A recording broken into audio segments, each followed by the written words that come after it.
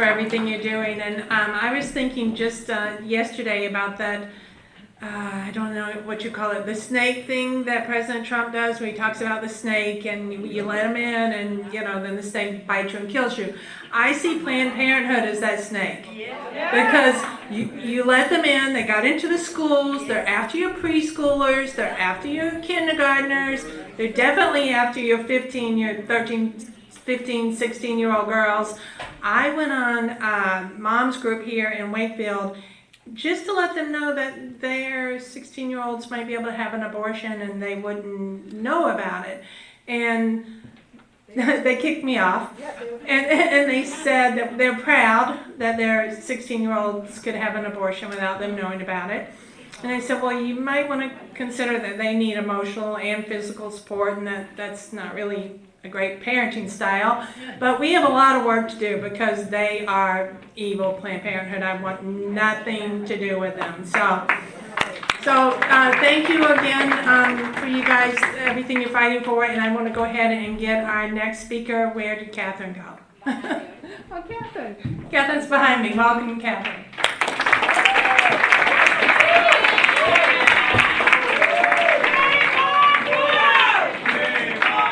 Was that close enough? Okay, so my name is Catherine Vitale. I am from Boston. Yes, shame on Woo. And I've been an activist for the past 2.5 years. You may have seen me online, out in front of Mayor Michelle Wu's house, getting arrested, protesting, being arrested at Boston City Hall, being arrested at the Massachusetts Department of Education. And now I am a candidate for Boston City Councilor at large.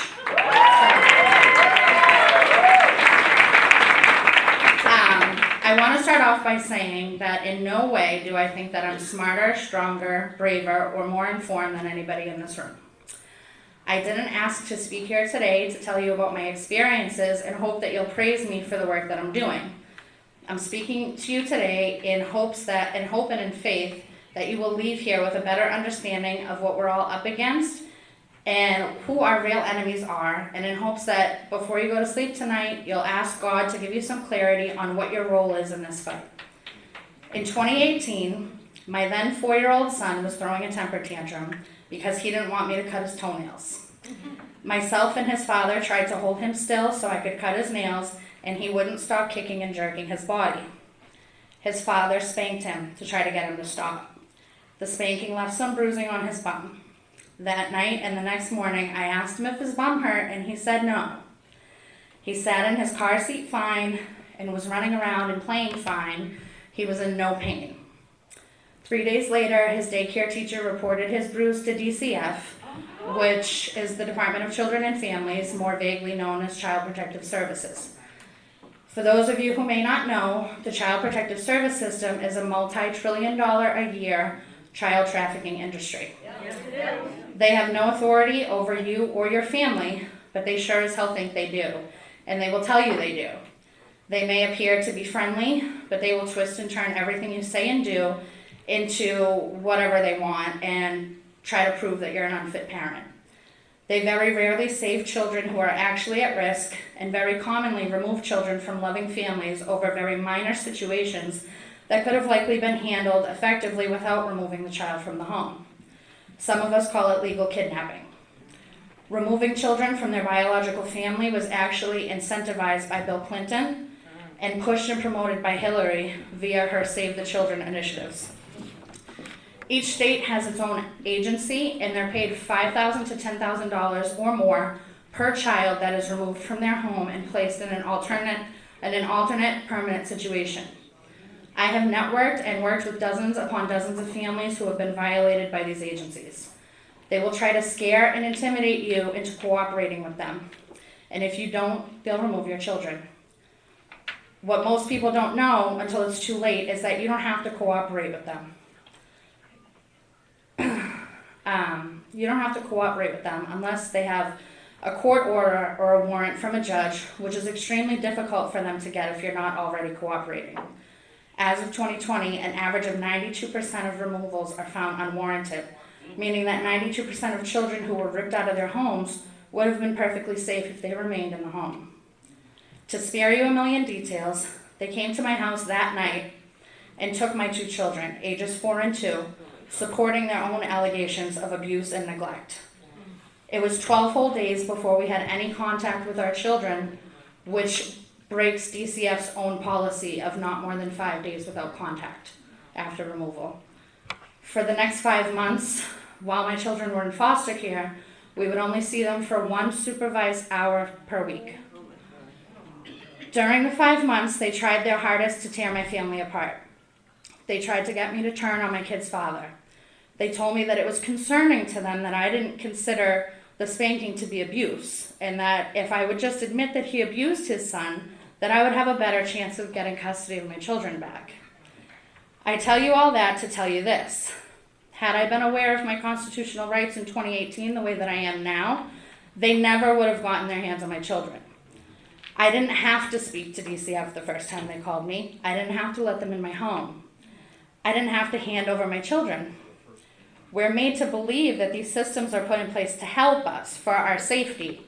It's in the name, right? Child Protective Services.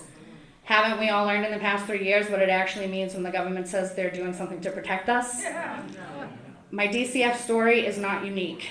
This happens to many families all over the country, all over the world. I used to be naive. I used to think that if the government took your kids away, then you must be a horrible parent, a horrible person. When I got that phone call, I wasn't worried at all. I didn't at all consider that it would be the last time that I was picking up my kids for the next 5 months. 5 months, 139 days. I complied, I cooperated, I did everything that they told me to do. Parenting classes, therapy, my kid's father took anger management courses. We even went beyond their requirements and voluntarily paid out of pocket for couples counseling. We had weekly home visits with a parenting coach, which was a 23-year-old woman, single woman with no kids, coming into my home once a week to teach me how to parent my own children. I got my kids back after 5 months, but my case stayed open for another 18 months after that. I had to continue with monthly home visits by DCF and weekly therapy and parent coaching. Whenever I tell my story to people who have dealt with DCF or family court in one way or another, I'm usually met with responses like, "Wow, you got them back in only 5 months? You're so lucky." Or, "You're so lucky you got them back." And when I share my story to people who haven't dealt with these systems, I'm usually judged. People speculate, people ridicule, people say things like, "They don't just come and take your kids for no reason." Or, their attitude towards me changes. They don't want their own kids around me because they think that I'm dangerous or irresponsible. So why am I telling you this extremely personal story? Who in their right mind wants to volunteer this type of information and open themselves up to judgment and scrutiny? Because God is great. God puts us through these difficult times that wake us up, right? God puts us through these trying experiences so that we can use them to help other people. Everybody in this room has been given a gift. We were awakened. We know what's coming. We know why COVID happened, and we know why they're pushing these vaccines as hard as they are. My question to all of you is, what are you doing about it? You know that schools are abusing and indoctrinating children. Have you pulled yours out yet? Every time I suggest homeschooling to parents, I hear excuses. I can't afford it. My teenager doesn't want to lose their friends. Let me tell you, I know a little bit about what it's like to struggle. DCF did succeed in their efforts to destroy my family. When our kids were returned home, it was like getting hit with a ton of bricks. We were both working full time and had grown apart from each other. We were depressed. We felt like we had failed our children. I don't think I'll ever feel like I didn't fail my children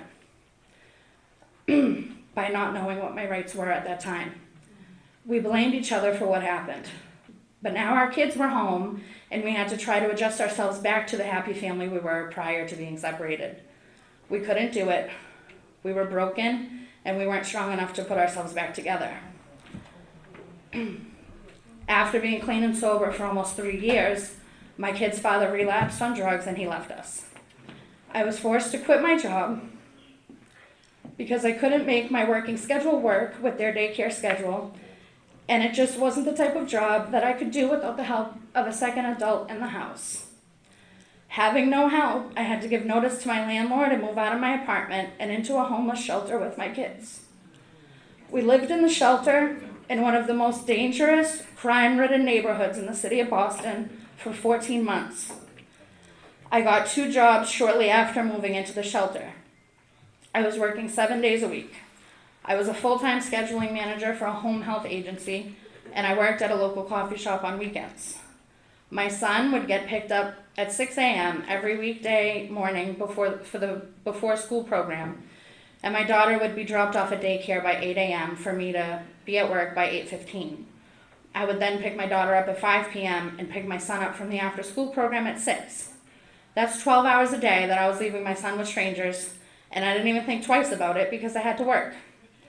On the weekends, I would work at the coffee shop for 6 to 12 hours on both Saturday and Sunday, and my kids would get dropped off to one of my parents.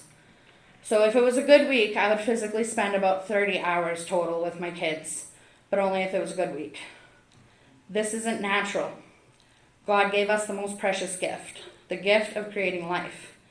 It is our most precious duty to raise and protect our children. What are we protecting them from when we're not even present for 30 plus hours a week, every week of their young lives? Why did we let it become so normal to let someone other than us, the parents, raise our own children? In kindergarten, at 5 years old during remote learning, in April of 2020, my son had a reading assignment in his learning portal for school. It was a story about Roberto Clemente and the racism he faced when he moved to New York from Puerto Rico. I did not let him read that story. I reached out to the teacher and ended up having an argument with someone from the office of the superintendent of Boston Public Schools about how inappropriate it was for 5-year-olds to learn about racism in school. She obviously disagreed. It was then that I started to ponder the idea of homeschooling, but I knew that I would likely never be able to afford it, so it probably wasn't going to be an option for me. Little did I know the next year would open my eyes to so much more. I hadn't, at that point, even heard of critical race theory yet.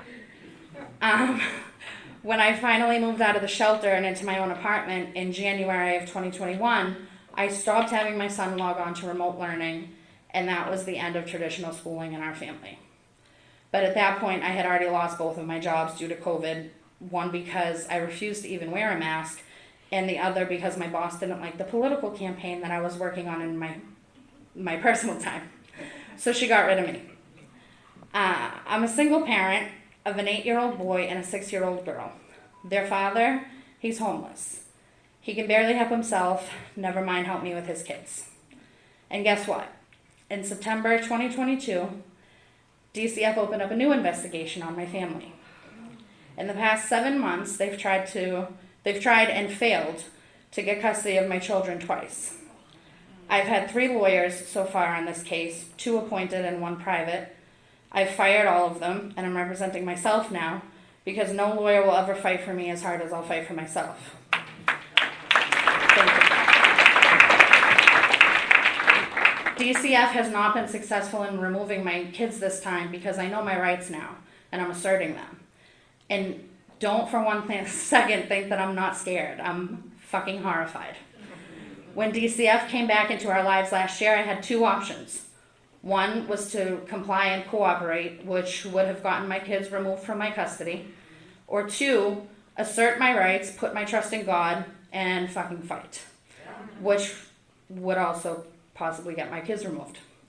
But I believe that when you put your faith and trust in God, He leads you down the path that you're supposed to be on. The entire system that our government has put us in was set up for our failure and demise. We're made to be too busy to pay attention to what they're doing. We're made to need a 2-income household to support a family. We're programmed to think our kids need to be educated by professionals. A child's brain is like a sponge. What is taught over the course of a school year can be taught in weeks, and you don't have to be a genius to homeschool at all. Do I need to tell you that schools, whether public, private, or charter, are indoctrination centers? I don't think I do. Under the vast umbrella of social emotional learning, our schools have become mental health clinics. They're teaching boys to be girls and girls to be boys, and they're teaching black and white kids to be at odds with each other because of their skin color. Then there's the vaccine clinics where children are getting jabbed for an extra scoop of ice cream. A Boston teenager got one of the boosters twice because they were giving out $75 gift cards. They're not even asking for parental consent. I implore every single parent listening to this right now, pull your kids out of schools. Stop making excuses. Stop sitting around and waiting to be violated before you get up and do something. I was naive. I thought I had nothing to worry about because I was a good parent until they took my fucking kids. You don't need them to accidentally, or do you need them to accidentally vaccinate your child before you take action? Do you need your child to start questioning their gender before you step in? Why is everybody so content with waiting until you feel like it's directly affecting you? Newsflash, it's going to directly affect you at some point. You can prolong it all you want. You can move out of state. You can write your religious exemptions, and you can waste your time begging legislators to do the right thing. But they're coming for all of us, and you can't hide forever. So let's get on the offense before it's too late. Get off the internet and start showing up in person whenever and wherever you can. Find out when your local government is having meetings and attend. If they're still meeting virtually, get on there and give public testimony. Call them out on their human rights violations. Tell them you demand that they return to in-person meetings. Virtual meetings are not equal accommodation. If we were in person, they would not have the ability to mute us, lock us out, or keep us from communicating with other members of the public. This is their most effective tool, is keeping us from communicating with each other. They disable the chat sections in these virtual meetings. They use webinar formatting so that we can't even see how many people are in attendance. And while we're on the topic of communicating with each other, we need to stop hating people who disagree with our political views.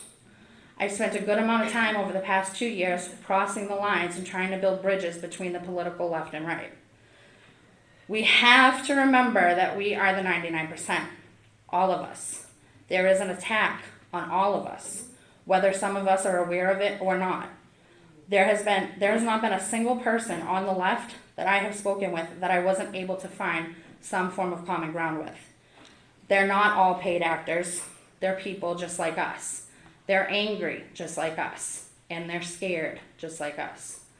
Last year, my friends and I made local and national news many times because of our relentless protesting against Michelle Wu. 6 of us have been wrongfully arrested, and 3 of us are still facing criminal charges. Michelle Wu and the Boston City Council wrote and passed a city ordinance to ban us from protesting in front of her house. You're out of your mind if you think that this is a Republican versus Democrat issue. The First Amendment is for everybody, and it's under attack everywhere. How can we win if we stay in a constant battle with our neighbors, who ultimately are our equals whether we want to admit it or not? We can't. We're not going to win. I want to leave you with a quote from Malcolm X, but before I read it, I want to remind you that most of what we've learned about history is a lie. They teach us what they want us to know. We're led to believe that Malcolm X was a racist, violent radical. He was neither. He was a fighter for human rights, just like I am, just like most of you are, and just like many people claim to be now. He didn't preach violence, he preached self-defense. He taught people that they should arm themselves and be prepared to defend themselves by any means necessary, regardless of your race. If you read the autobiography of Malcolm X, I'm sure you'll find you have many things in common with him, like I found. Just like I found that I have many things in common with the typical leftist. The left is not our enemy. The government and the elites are our enemy, and the sooner we accept that, the sooner we'll actually start making progress toward taking back our government. Malcolm X said, if we bring up religion, we'll have differences, we'll have arguments, and we'll never be able to get together. But if we keep our religion at home, keep our religion in the closet, keep our religion between ourselves and our God, when we come out here, we have a fight that's common to all of us, against an enemy who's common to all of us. We suffer political oppression, economic exploitation, and social degradation, all of them from the same enemy. The government has failed us. You can't deny that. Anytime you're living in the 20th century and you're walking around here singing, "We shall overcome," the government has failed you. This is part of what's wrong with you. You do too much singing.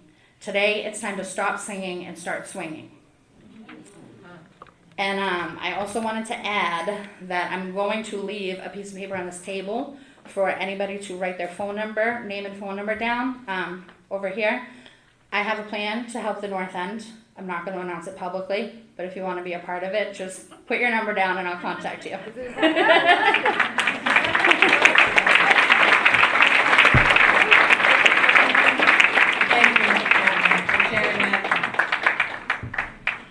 Incredibly personal. Don't go anywhere because there's going to be questions. For me? Yeah. Thank you for sharing that incredibly personal story. And I know that you said you'd be judged. We had a similar situation in our family, and my daughter would probably be like, "Why are you saying that?" But I'm from Georgia, if you can't tell. And I was visiting down south, and my niece had been struggling with drug abuse, and they came for her young son. And I can tell you that my brother-in-law is a huge person in our community. He's a district attorney. If I told you the cases he tried, you would know them. And we said, don't take him, let us take him. You know us, you know, Tom's a district attorney. They took him.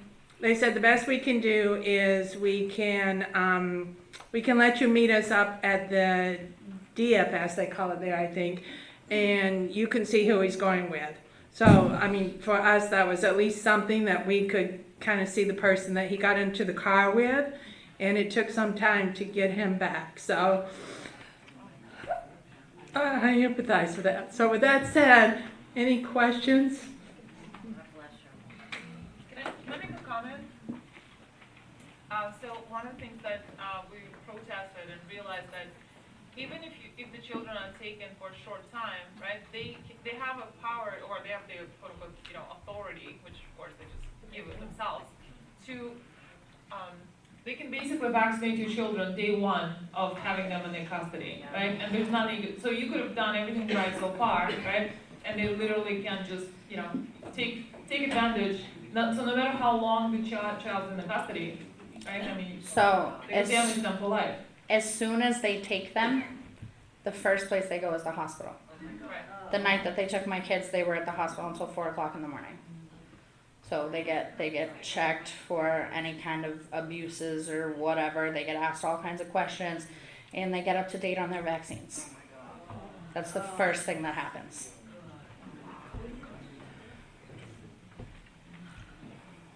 Yeah, excuse me, you said something very interesting to me about this, sort of like a headhunting situation, where you're saying each child is removed from the home, they get $5,000? $5,000 was the lowest bounty as of 2020. So I don't know what the numbers are now. It depends on the situation and the child. So disabled children garner more money. So the group gets that money and they don't have any. The agency. Agency, but they don't have any expenses as far as with the kid, raising the kid, or anything along that line, or is that part of it? They do provide the regular services that would be provided to any low-income child. But once they're with a foster family, the foster family takes on full expense. So So they might get a little stipend, the foster family, but it's not much. So it's really a headhunting situation. Yeah, incentives. 92% will remove. As of 2020, it was the average that 92% are found unwarranted. Wow, thank you. Around 700,000 of children, hello. Okay. 700,000 of children each year are involved in sex trafficking in USA. All are from foster house. Mhm. That's Cool. incredible. Yeah. Is the last statistic that I saw last time? I don't know the exact number right now either, but there is Well, I just saw a long ago. big number of children that have been taken into custody by their respective states that are missing.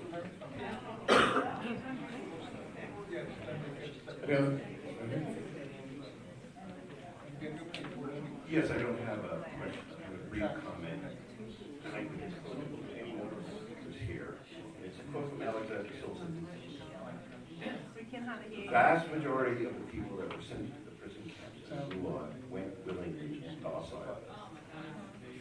If, he said, what if every time secret police came to an apartment, they didn't know whether they would come back, there wouldn't have been a Gulag.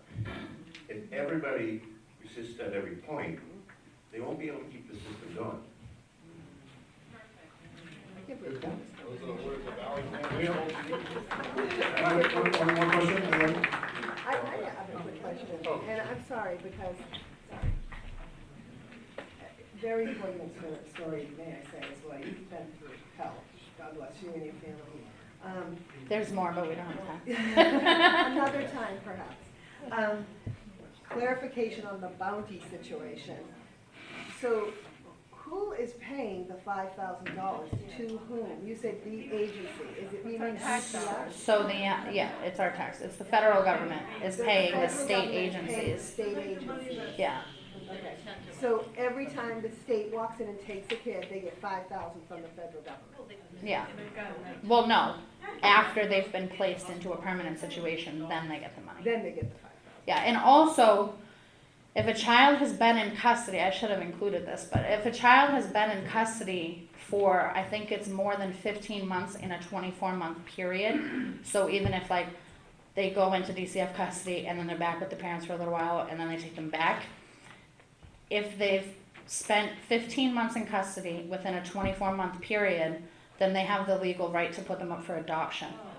So there have been so many cases where a family was in the process of reunification, which is when they get their kids back, which the process of reunification is a phase-in process. You don't just get your kid back right away. My process took 6 weeks, where they let the kids come and spend 4 hours with you, and then 8 hours, and then a weekend.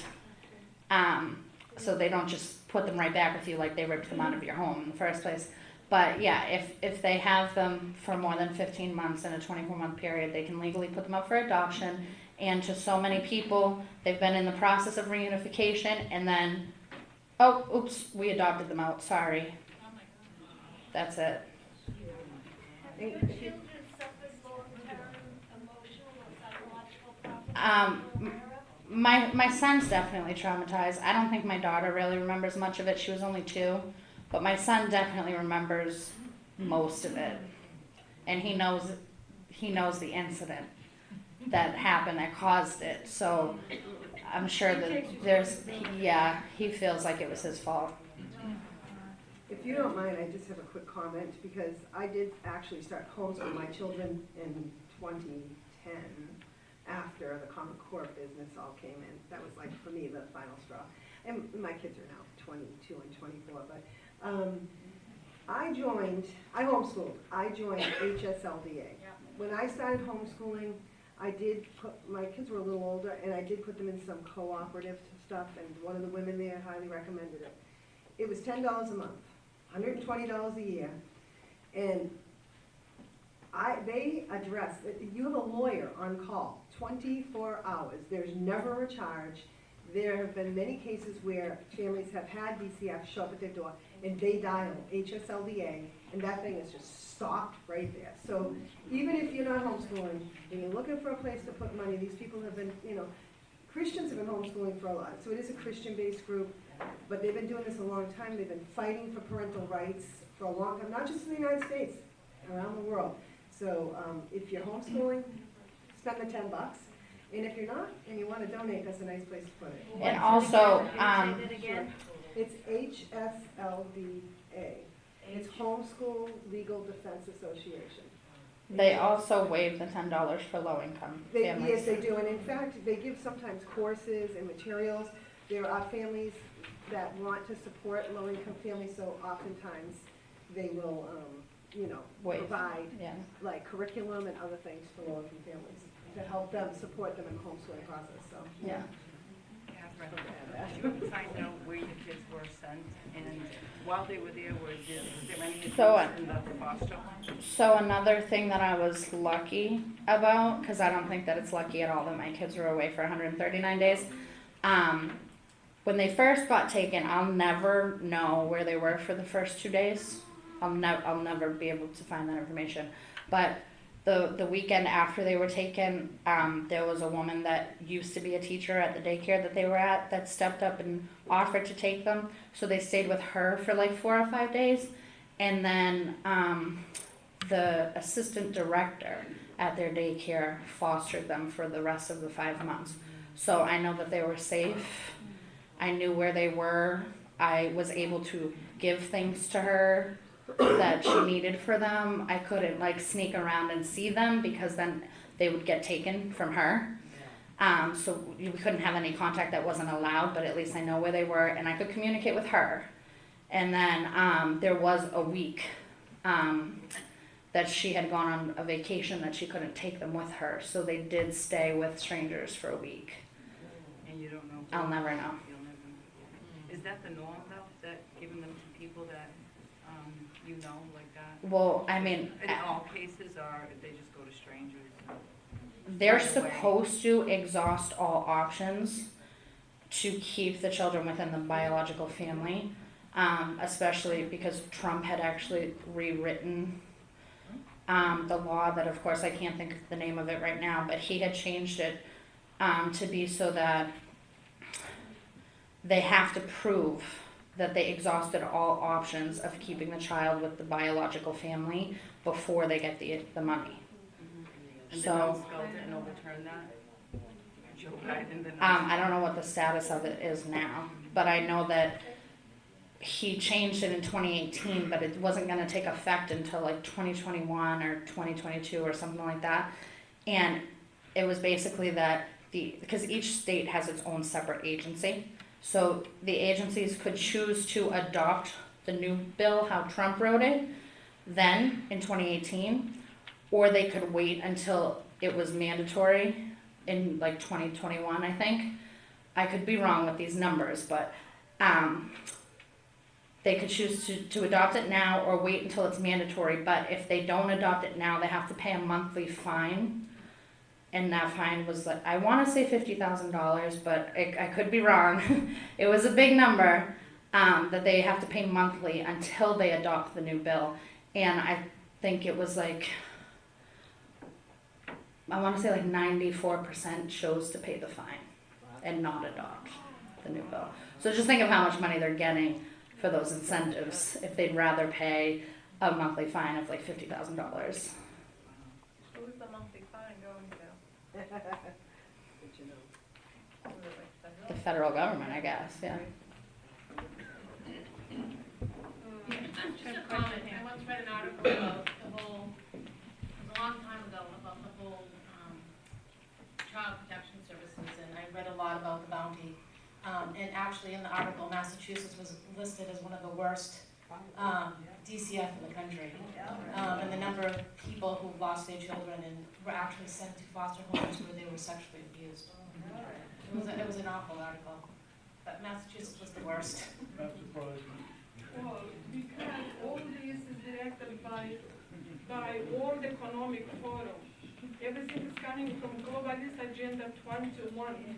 And this is implemented probably around 50 years now. And Child Protection Services is under their cupola. Now, what I was talking to you today, and I want to show, this is the Christian Tahesh, one of the European parliamentarians from Romania, that is fighting for women's life in Europe. And I was telling you today, in European Parliament, they took a decision under any circumstances to take children from the family, no matter what. This woman here, I want to show you something else. This woman here, this one, very intelligent woman from Romania living in Germany. They took her youngest daughter and her, the son is learning law in some of top universities in Germany. They took her youngest daughter she was abused. Absolutely not. Because they figure out in public because they love too much. She kissed her daughter. She take her in her hands and she take care of her. And they took the daughter. Till today she doesn't know her daughter for almost 2 years. Oh my God. You understand? And this our family was saying, you have to be prepared for this. 6 months. 6 months. You have to be prepared for this because it's all done today in European Parliament, in Europe. It's happening in California too. Yeah, we have now. Putting legislation through to take the children away. Any other questions? Can I just suggest, do you wanna mention the court date? To support the Really talking. Friday? Friday, Shannon and I have court. At West Roxbury Court, which is located in Jamaica Plain, which is a neighborhood in Boston. For our arrest at Michelle Wu's house. So, we're always looking for court support. Every time we have a court date, you probably have no idea how much of an impact it makes to have a room full of people get up and stand and walk out with you when you leave. So, if anybody's available on Friday, it's 9 o'clock at West Roxbury Court. AM, yeah.